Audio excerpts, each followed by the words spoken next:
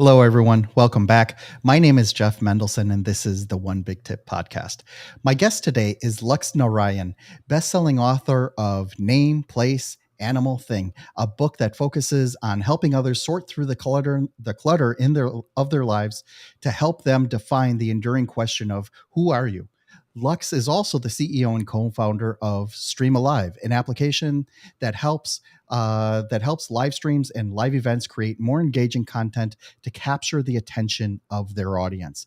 Before becoming an expert on perpetual learning and helping people out, Lux was also the co-founder and CEO of Unmetric, an earned media platform. So, from one marketer to another, we are going to be nerding out today on all things marketing and engagement. Lux, thank you so much for joining me and welcome to the show. My pleasure, Jeff, and nerding out in marketing. Look forward to that. It's going to be fun.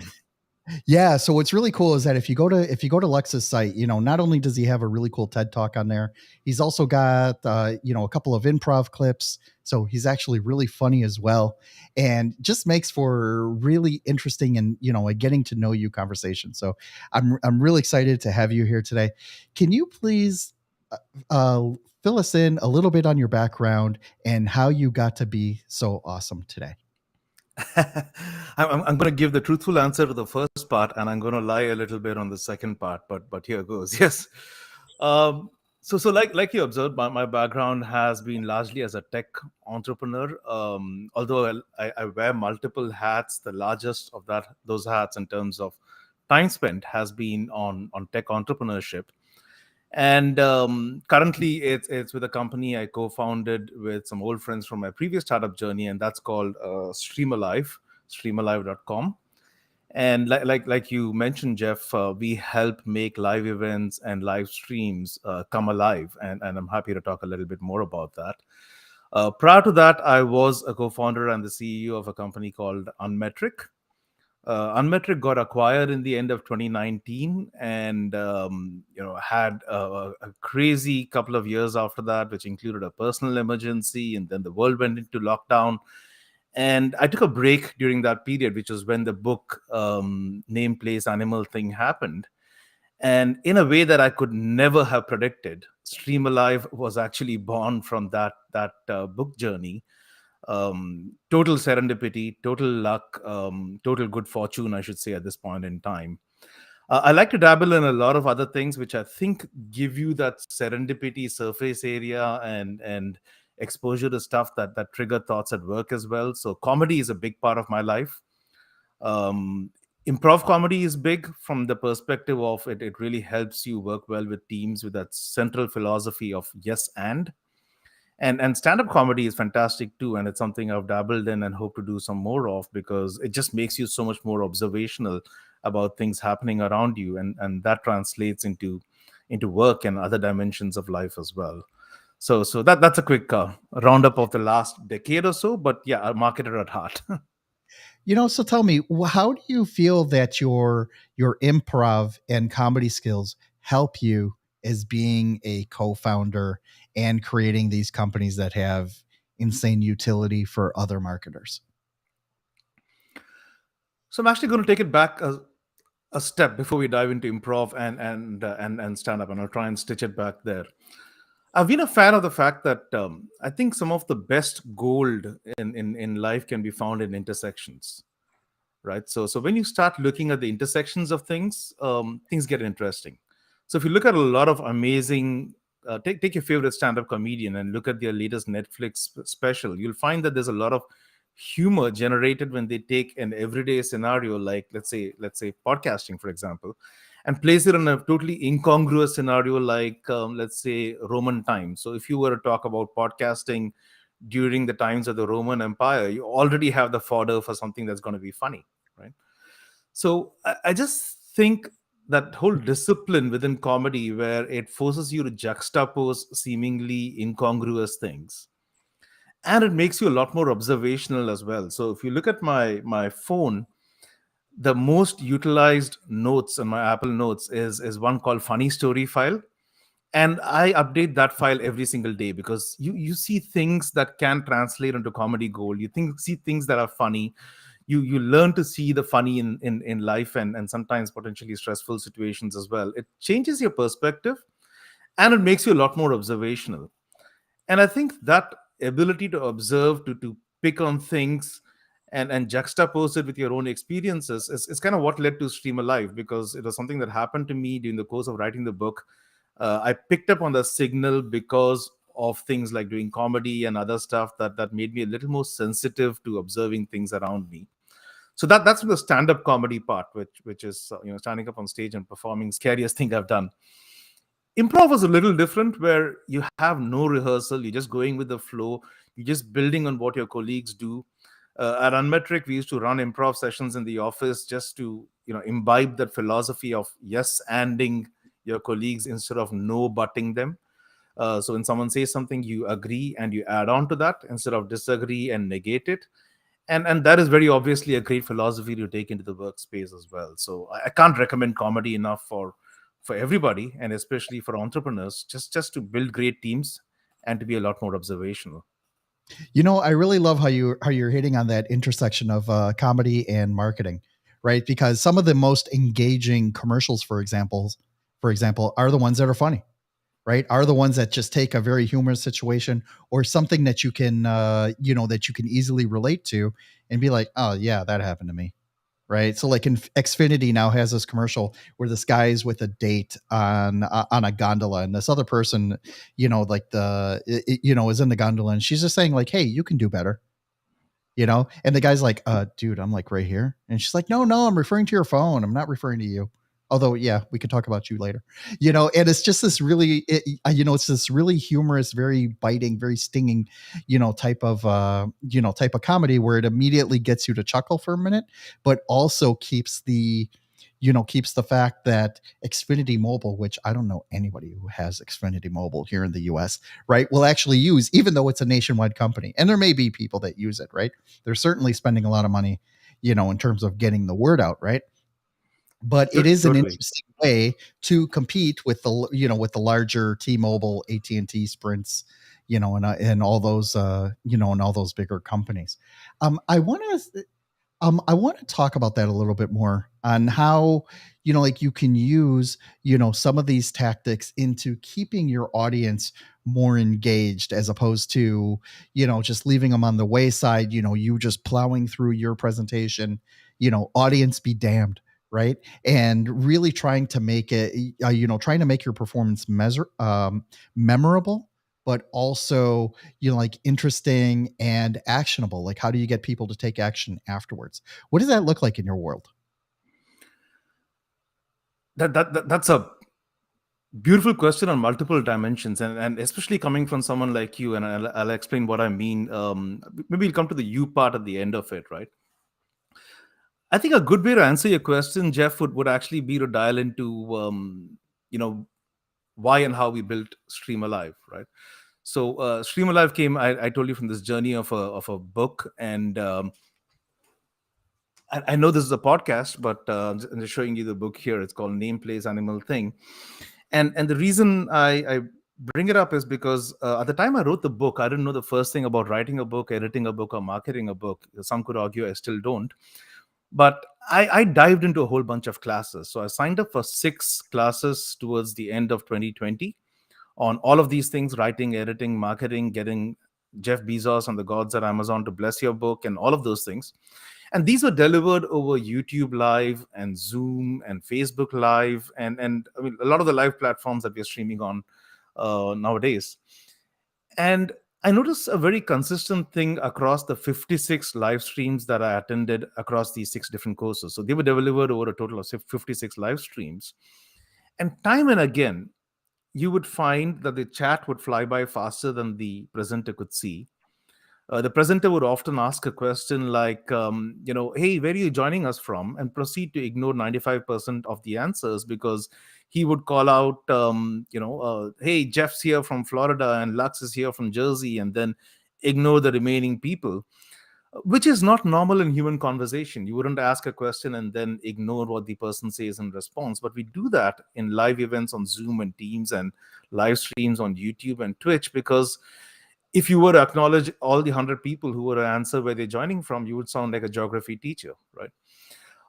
So that pain point of people being asked questions or being asked opinions, and those opinions, answers, participation being largely ignored, is kind of what led to Stream Alive. Because the secret to engaging an audience in a live stream is, funnily enough, not very different from doing a great podcast like yours, right? I've listened to your podcasts, and you don't speak much. You lead the your guest down a certain path, and then you let them speak, which is really the same secret for great presentations and making that engaging. I mean, speak less and listen more, which unfortunately is not what most people do at live events and live streams, because they've got this deck that they want to take everybody through, and they're not really giving the audience a voice. So that's kind of what we do at Stream Alive: give the audience a visual voice, and therefore make it a lot more participative. So it's actually a no-brainer, if you ask me. Just let your audience speak, and then stuff happens, because people have so much to say and so much to speak. So when you're that's an interesting point that you bring up, and I always wondered, like, why are like, you have 50 people on this Zoom call, right, or on this webinar, and you ask everyone, like, hey, where are you from? And it's like, oh yeah, from Toledo, from South Africa, from this, from that, from that. It's like, okay, like really, do we really need to do that? But then when I started to understand a little bit more of the psychology of getting people to, engage, especially like when you're in mid presentation, a lot of people, they'll drop some kind of value bomb, like, all right, how many people want to make $1 million, before the end of August? Put a one in the chat, right? And what happens is when you do that, you're actually, just getting people to do a very simple action, but also it helps reignite their attention, right? To reignite what it is that they're trying to, what they want to get out of it. So it's like, hey, wait a second, you need to wake up, you need to participate here. And it's an easy ask, right? It's an easy ask to just say, hey, put a one in the thing. Or, and other people are like, oh, put a W in there if you want to win today, right? And it took me a while to understand just how interesting, that part is, right?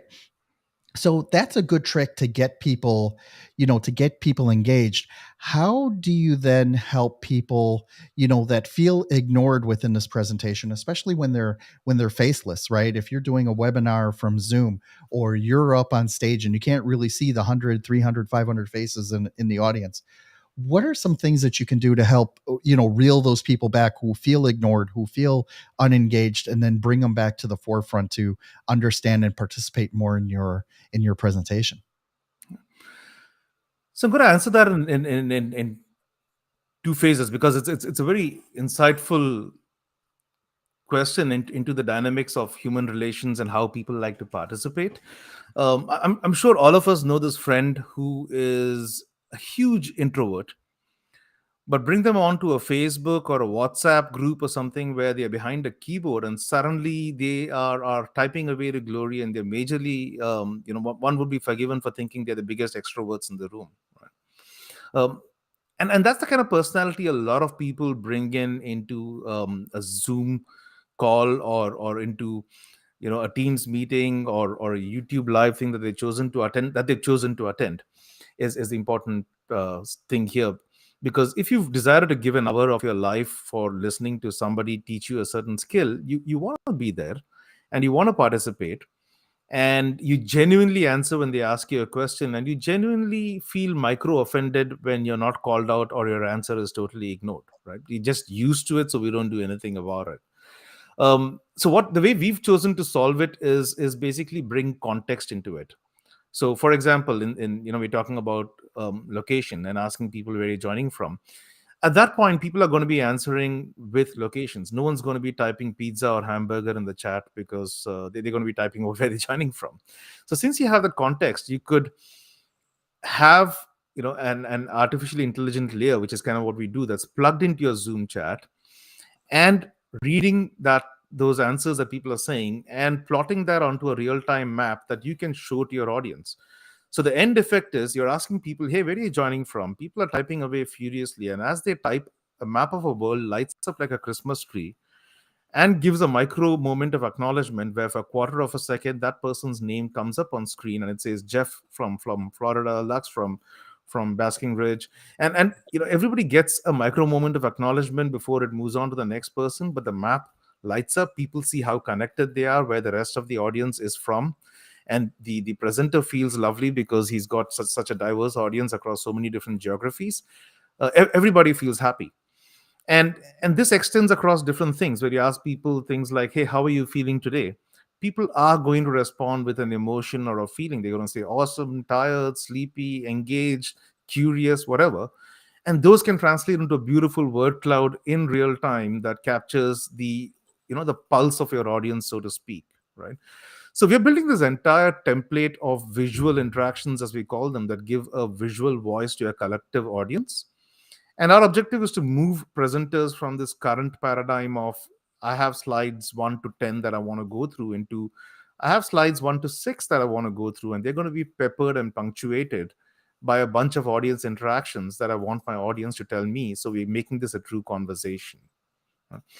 So that really is how we're looking at doing things in terms of giving a voice to the audience, quite literally and figuratively, so to speak. That's actually, I love how you talked about these micro interactions and being micro offended, right? Because I thought that was really, and just thinking back, to when we were teenagers, right?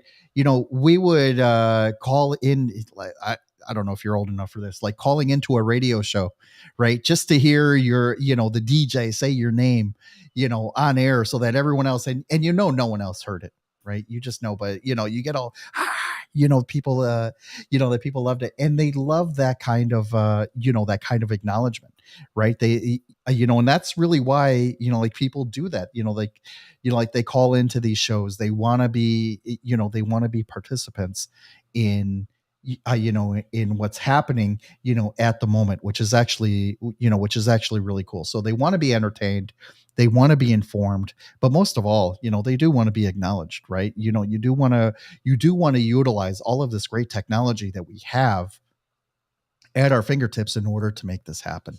So what would you say is the biggest tip, or the biggest like value bomb that you can give someone when they are making a presentation, especially when they're doing it remotely, right?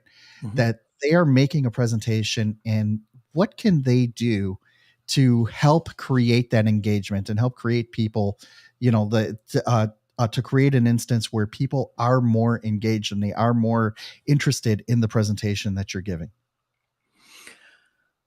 Um, First of all, before diving into that, quick response to your thing. Yes, I've been guilty of calling into radio stations as well to hear the host tell my name, and I think it's the same sentiment that plays out today when when there's a game going on and the camera pans to somebody and they realize they are on the big screen and they wave frantically because they're suddenly thrilled about being captured. It's a very fundamental emotion, and that's kind of what we're tapping into here at Stream Alive. Coming on to a big tip, it's exactly what we were talking about a little while back, Jeff. And the big tip would be what you do at one big tip, which is you know talk less and listen more. I think that's it that presenters need to do to make their presentations a lot more engaging. Amazing, amazing stuff. Lex, can you please let everyone know how they can learn more about your company and how they can reach out to you directly if they want to get in touch? Sure. So the company is as easy as it gets. It's streamalive.com. That's STREAM, streamalive.com. And my personal website is Lux Narayan. That's Narayan, luxnarayan.com. And all the links to my work and Streamer Live's work are on those websites, and also on our respective link trees, which are also under the same name, Streamer Live and Lux Narayan. And if you forget all of this, just Google up Streamer Live or Lux Narayan. I love it. I love it. Lex, thank you so much for joining me. This has been a lot of fun. Like I said, I love nerding out on this, and I love just being able to toss these ideas back and forth and learn more from other people. So thank you for joining me today. Hey, thank you for having me, Jeff.